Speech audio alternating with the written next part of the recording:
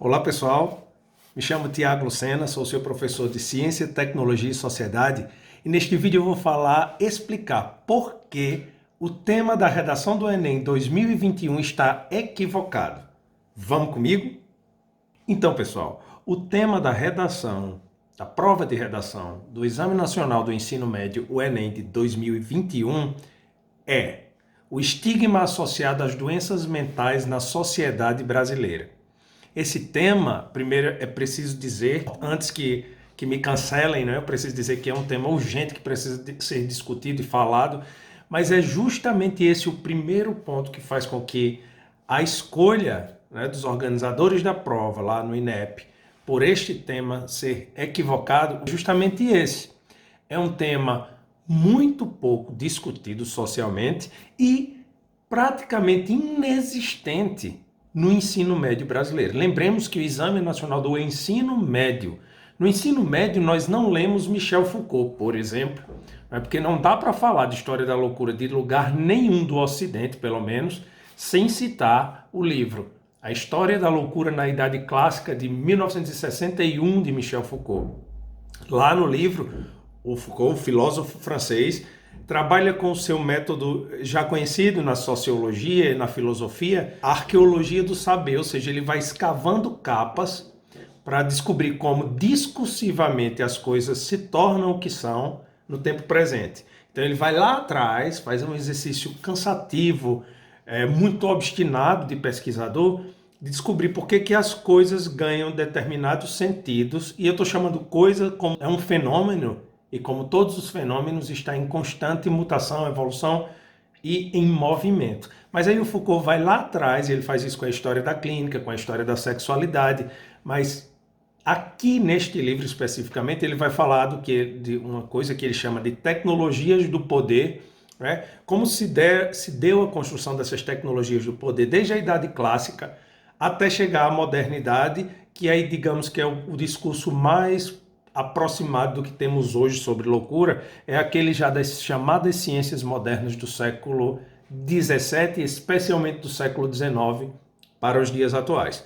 Foucault faleceu em 1984 e foi um pensador matricial de entendimento do Ocidente.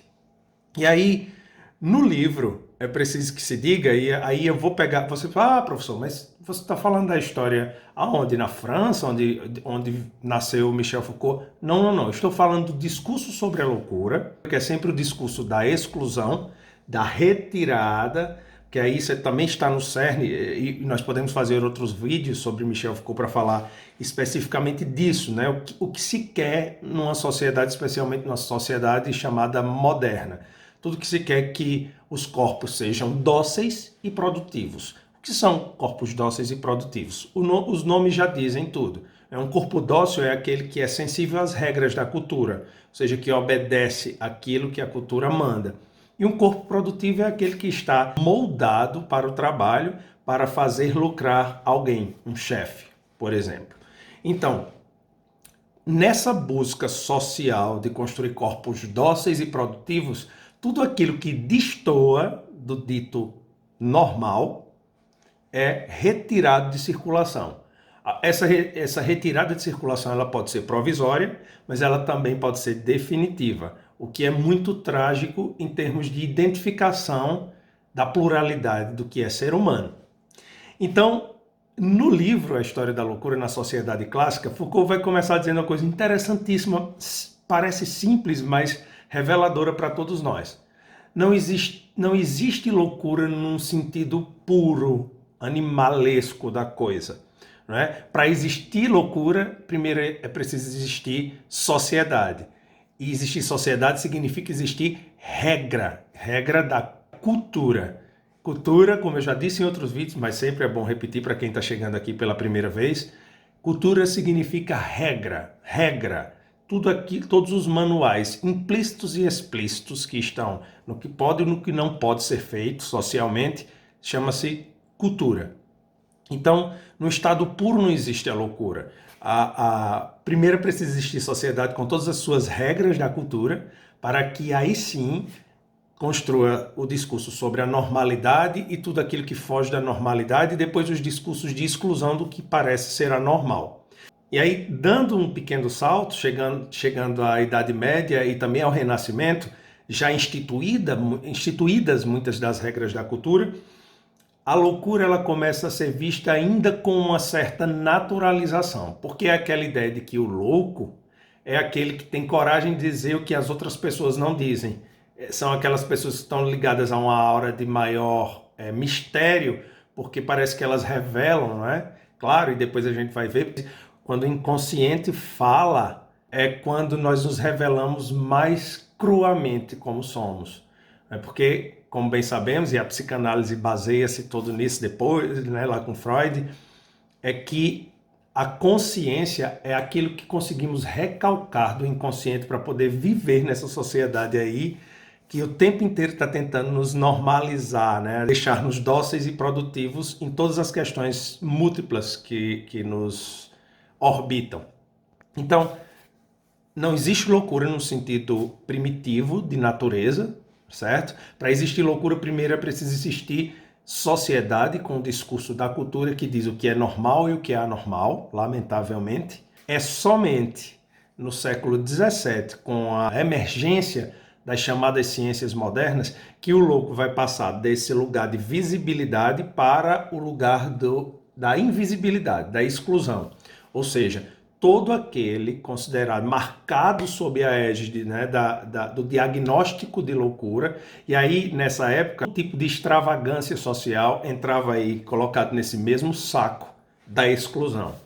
E quem sabe depois, submetidos a uma série de métodos extremamente questionáveis, essas pessoas poderiam, quem sabe, tornarem-se dóceis e produtivas e serem ressocializadas. Aquela palavra que às vezes a gente usa, parece que é tão interessante, mas ela nasce aí nessa estratégia de que agora você é normal como os demais. Então, é mesmo aí o ponto de virada para poder compreender o equívoco lá, né, da escolha da redação na prova do Enem. Este assunto não é tratado no ensino médio brasileiro. Este assunto é tratado em alguns cursos superiores no Brasil e no mundo inteiro, tais como, né, ciências sociais, sociologia, antropologia, ciência política, no direito, no serviço social e alguns cursos da área da saúde. Tem acesso à leitura de alguns textos, de alguns livros de Michel Foucault, mas, no geral, isso não é generalizado em todos os cursos superiores do Brasil, que dirá no nosso ensino médio. Continuando nessa caminhada histórica, junto com esse discurso do século XVII, XVIII, XIX, vai surgir a instituição arquitetônica, e Foucault também vai nos falar disso, não somente na História da Loucura, mas em praticamente toda a sua obra, né, as estruturas de poder que se materializam, porque a modernidade é marcada por essa solidez, né? Então, a solidez das instituições aparece na arquitetura. Então, nós temos o famoso, famigerado hospício, né? É este o local onde estas pessoas tidas fora da normalidade são depositadas. E ali, num tratamento que inclui vigilância e punição, experimentos médicos, essa pessoa talvez seja reconduzida à vida em sociedade. Na esteira da construção dessas obras arquitetônicas de esses depositários, digamos assim, dos loucos, vem o Brasil. No ano de 1852, o imperador Dom Pedro II constrói, no Rio de Janeiro, o nosso primeiro hospício, né, que é o hospício que leva o seu nome. E esse hospício, além de ter toda uma questão trágica, que eu vou contar no ponto seguinte, ele também é um lugar de referência até os dias atuais no Brasil para os tratamentos das pessoas com doenças mentais. Então, o outro ponto que nós temos para tratar é esse. Era lá, no início desse hospital, e pelo menos até fim da década de 1960, do século XX, é que todo o aparato de experimentação, das experimentações médicas mais grotescas sobre os loucos, era levado a cabo. Era neste espaço, era neste lugar, que as pessoas experimentavam, por exemplo, eletrochoques. Elas eram submetidas a esta, sim, perigosíssima lobotomia. Vocês já ouviram falar em lobotomia? A lobotomia, eu vou dizer de uma maneira bem grotesca, porque a lobotomia é grotesca, era nada mais nada menos do que fazer um furo no crânio da pessoa, e a lobotomia foi usada em larga escala em vários lugares do mundo, e no Brasil era louvada entre os psiquiatras da época, fazer um furo no crânio das pessoas, mais especificamente com esquizofrenia, para que a partir daí essas pessoas fossem curadas. Ora, a pessoa ficava no estágio vegetativo depois disso, ela ficava como meio que inumano naquela história toda, só podia acalmar, né? Mas era uma prática tirana, mas muito louvada nos congressos médicos, psiquiátricos, no Brasil e em várias partes do mundo. E aí, para terminar esse nosso vídeo, aparece uma figura que joga luz no Brasil sobre essa situação. Não sei se vocês conhecem, mas se não conhecem, devem conhecer a partir deste vídeo, a médica psiquiatra Nise da Silveira. Nise da Silveira é natural de Alagoas, sim, nordestina, mulher.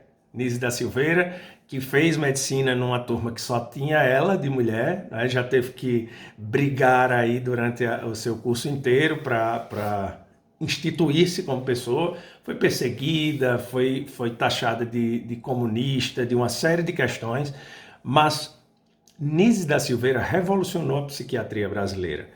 Quando ela retorna ao hospício Dom Pedro II, os médicos praticantes da lobotomia não a queriam, e entrava aí vários discursos também de gênero e toda uma série de situações, colocam Nise para tomar conta de uma ala dentro de um lugar lá que estava abandonado do hospital, e aí ela vai, naquele lugar ela faz brotar a esperança para a psiquiatria brasileira. E aí é nesse momento que começa, e aí isso foi na década de 1940, Nise da Silveira vai traçar as bases para aquilo que nós hoje chamamos de terapia ocupacional.